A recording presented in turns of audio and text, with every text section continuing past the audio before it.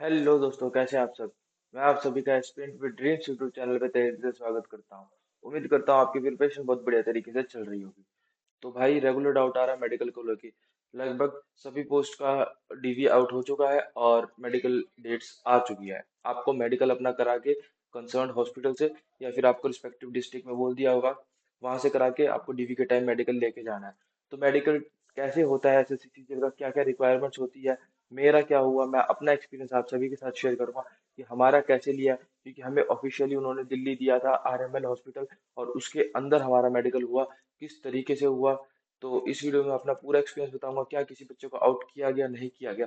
ये वीडियो आप पूरी देखिए, आपको मेडिकल को लेकर सारे डाउट क्लियर हो जाएंगे इस वीडियो में। तो भाइयों, एक इंपॉर्टेंट चीज, जो भी बच्चे 2025 के एग्जाम्स की प्रिपरेशन कर रहे हैं, चाहे वो एसएससी हो या फिर एसएससी या कोई भी एग्जाम हो, सीएचएसएल, सीपीओ, बैंक हो, रेलवेज हो, तो वो भाई टेक्स्ट बुक पास थ्रू ले सकते हैं। 29, 30, 31 मार्च को एंड ऑफ सीजन सेल है। आप मेरा कोड ASPT लगा के मिनिमम प्राइस में ये पास थ्रू बाय कर सकते हैं।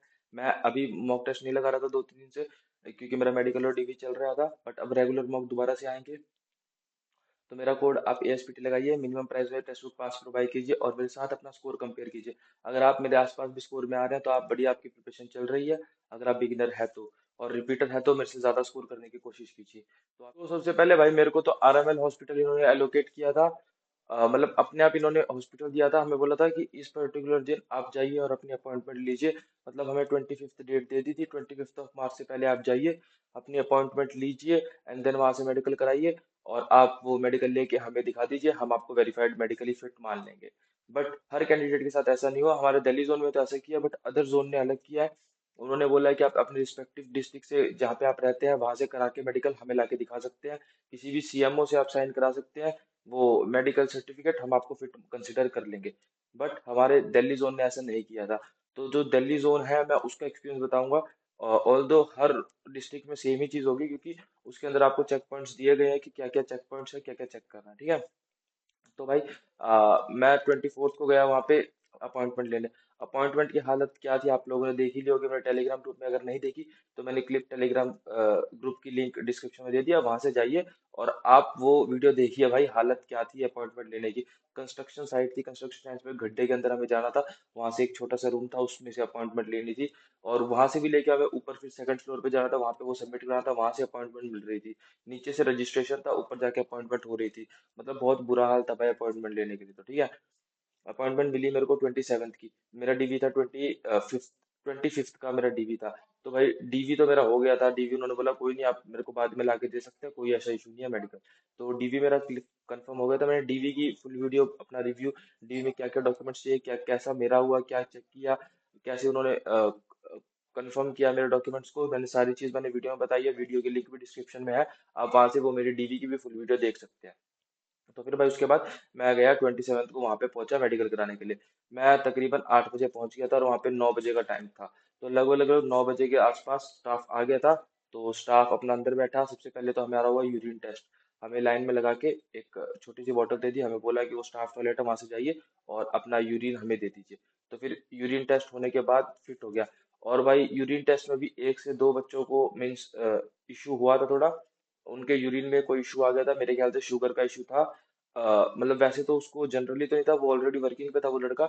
बट उसके यूरिन टेस्ट में वहाँ पे शुगर दिखा, शो हो गया था, मेंशन हो गया था। तो फिर उसको दोबारा यूरिन करने के लिए बोला था। तो उसके बाद क्या हुआ भाई, उसके बाद तो मैं आ गया था, मुझे नहीं पता। बट हाँ, आप थोड़ा देख के जाइए, थोड़ा लाइट खा के जाइए, ज्यादा हैवी शुगर मत खा के जाइए, वरना दिक्कत हो सकती है आपको। क्योंकि भले ही वो कर दे, मेरे को पता है कर देते हैं, इसमें मेडिकल में बहुत कम लोगों को आउट करते हैं। या तो कुछ मेजर इशू हो तो ही करते हैं। बट फिर भी आप लोगों के लिए इशू होगा, अगर आपको नेक्स्ट डे बोल दिया आने के लिए, तो आप लोगों के लिए ही दिक्कत होगी। तो आप हल्का फुल्का खा के जाए, थोड़ा लाइट, ज्यादा मीठा भी ना खा के जाए, क्योंकि यूरिन में दिक्कत आ सकती है फिर। तो हमारा यूरिन लेने के बाद हमें वहाँ पे लगभग लगभग 1.5 से 2 घंटा बिठा के रखा, कुछ भी रिस्पॉन्स नहीं था। फिर जब डॉक्टर आए, जो मेन डॉक्टर है, हमें बारी बारी भेजा गया। सबसे पहले जितनी भी लड़कियां थी उनका किया गया प्रायोरिटी पे, फिर एक्स सर्विसमैन का किया गया, फिर हम जैसे लड़कों का नंबर आया भाई। हमारा टाइम लग गया था थोड़ा। बट फिर अंदर क्या क्या हुआ भाई, अंदर थोड़ी स्ट्रिक्टनेस थी, मैं मानता हूँ। बट लीनियंसी भी थी और स्ट्रिक्टनेस भी थी, दोनों चीज पैरेलली थी। वो कैसे थी मैं बताता हूँ। क्या क्या चेक हुआ, सबसे पहले मैं बताता हूँ। सबसे पहले हुआ बीपी चेक हमारा अंदर, फिर कलर ब्लाइंड चेक हुआ, और उसके बाद आइस चेक हुई। बस यही तीन चीज हुई थी मेरे ख्याल से। वेट हाइट तो नॉर्मल है, वेट हाइट हुआ, और ऐसा जो उन्होंने कुछ चेक नहीं किया। हाँ, वो एक चीज और चेक हुई, वो मैं आपको लास्ट में बताऊंगा वीडियो पे, ठीक है। तो सबसे पहले बीपी की बात करते हैं भाई। बीपी नॉर्मल था, बीपी मशीन से चेक किया उन्होंने, डिजिटल मशीन थी उनके पास। एज सच कोई भी दिक्कत नहीं, जिनका थोड़ा बहुत 10 20 25 ज्यादा भी आ रहा था, वो बंदे एडजस्ट कर रहे थे, वो स्टाफ कोऑपरेटिव था इतना तो, ठीक है, वो कर रहे थे। बट आइज के मामले में हाइट वेट से देखो कोई इशू है ही नहीं, कुछ भी हो आपका, कोई भी रिक्वायरमेंट है नहीं हमारे टीए के अंदर। बट जिस जैसे जीएसटी इंस्पेक्टर होगा, उस पर्टिकुलर पोस्ट के लिए रिक्वायरमेंट है, तो आप उस हिसाब से अपना मैनेज करके जाना। बट हाँ, थोड़ी बहुत ही ऊपर नीचे होती है, तो स्टाफ कोऑपरेटिव है और वो कर देता है स्टाफ, ऐसी कोई दिक्कत आती नहीं है। वो मतलब ऐसा नहीं है कि रूड है कि आपको आउट ही कर देंगे ना। जैसे जीएसटी इंस्पेक्टर के मेरे को बोलता है कि हम बॉर्डर पे है, हम भरे या ना भरे। भाई देखो, रिस्क ले सकते हो, कोई अगर तुम्हारी इच्छा है तो तुम रिस्क ले सकते हो, कोई दिक्कत वाली बात नहीं है, वो आउट नहीं करेंगे। अगर मान लो आधा भी ऊपर नीचे है तो वो कर देंगे, कोई दिक्कत नहीं है। और उसके बाद आईज की मैं बात करता हूँ भाई। आईज दोनों आईज से अलग अलग चेक होते हैं। पहले इस आईज को क्लोज करेंगे, वैसे वो होता है चश्मा टाइप में, एक ओपन रहता है एक बंद रहता है, तो इस तरीके से आपको एक आई से पढ़ना पड़ता है, फिर दूसरी आई से। अगर आप थोड़े भी हिचकिचाएंगे, भाई आपको री मेडिकल दे रहे थे। री मेडिकल इन द सेंस आपको ये बोला जा रहा था कि आप नेक्स्ट डे आना, अपना चश्मा बनवा के परफेक्ट नंबर का हमें दिखाना, तब हम आपको मेडिकली फिट डिक्लेयर करेंगे, तब तक हम नहीं करेंगे। भाई फालतू का धक्का। मुझे पता है इस पोस्ट के लिए, इस पोस्ट के किसी भी सीजीएल की पोस्ट में आइज की तो कोई मैटर ही नहीं है भाई। बट ये लोग तंग करने के लिए या फिर कुछ भी करने के लिए, परेशान करने के लिए, भाई इनकी भी मजबूरी, ये लगा लो कुछ भी लगा लो। मेरे सामने दो बच्चों को दिया हमारे बैच में से कि आप कल आना, अपना चश्मा बनवा के, अगर अभी आ सकते हो जल्दी तो अभी आ जाओ। बट इतनी जल्दी पॉसिबल हो नहीं पाता, तो उनका एक दिन का धक्का फालतू का हो गया, ठीक है। धक्का हो गया उनका। वो चश्मा बना के लाएंगे, पढ़ेंगे उसको। तो भाई तब भी तो तुम्हें करना है, डॉक्टर तो तुम पहले ही कर दो ना, बट डॉक्टर ने ऐसा किया नहीं भाई। तो उन बच्चों को थोड़ी दिक्कत हुई है, तो आप देख के जाना थोड़ा आइस का भी। अगर आपका कोई चश्मा है, चश्मा बनवा के जाइए, आउट नहीं करेंगे क्योंकि चश्मे की रिक्वायरमेंट नहीं है, सीपीओ का मेडिकल नहीं है, ठीक है। और फिर हमारा उन्होंने पास से भी रीड कराया, वो उसी से ही आईज क्लोज करके, पास में एक बुक थी, उसको भी रीड करा, और दूर जो वो लगा हुआ था, जो वो लगा रहता है नॉर्मल आई टेस्ट वाला, उससे भी पढ़ा। आप अगर किसी को थोड़ी सी भी दिक्कत है, आप याद कर लीजिए भाई लास्ट की दो लाइन। वैसे मैं बता रहा हूँ जनरली, क्योंकि भाई देखो ये पोस्ट है, इसमें तो कोई ऐसी दिक्कत है नहीं है इसकी, बट फिर भी डॉक्टर बोलते हैं, तो याद कर सकते हैं आप लास्ट की दो लाइनें, कोई ऐसा कोई इशू नहीं आता आई में, आराम से पढ़ दो, बस कॉन्फिडेंटली होकर बोलते रहो, क्योंकि वो जो डॉक्टर होते हैं वो देखते भी नहीं है तुम्हारी तरफ, वो अपना काम करते रहते हैं। अगर जहाँ पे तुम अटकते हो, तब तुम्हारी तरफ देखने लगते हैं वो। तो तुम कॉन्फिडेंटली बोलते रहो। अगर तुम्हें कुछ भी पढ़ रहा, मतलब हल्का सा भी लग रहा है, ए ओ में कंफ्यूजन हो जाती है, यू में कंफ्यूजन, तो भाई पढ़ दो बस तुम कॉन्फिडेंटली, कोई भी दिक्कत नहीं है, वो डॉक्टर है, वो कर देगा अपने भी, ठीक है। और उसके बाद मैंने हाइट वेट बता दिया, और उसके बाद भाई एक अलग से कैबिन था, वहाँ पे प्राइवेट पार्ट्स भी चेक करते जा रहे थे आपके। और इसमें तो क्या ही बोलो, प्राइवेट पार्ट्स चेक करे थे, आपको कोई ऐसा इशू तो नहीं है मतलब।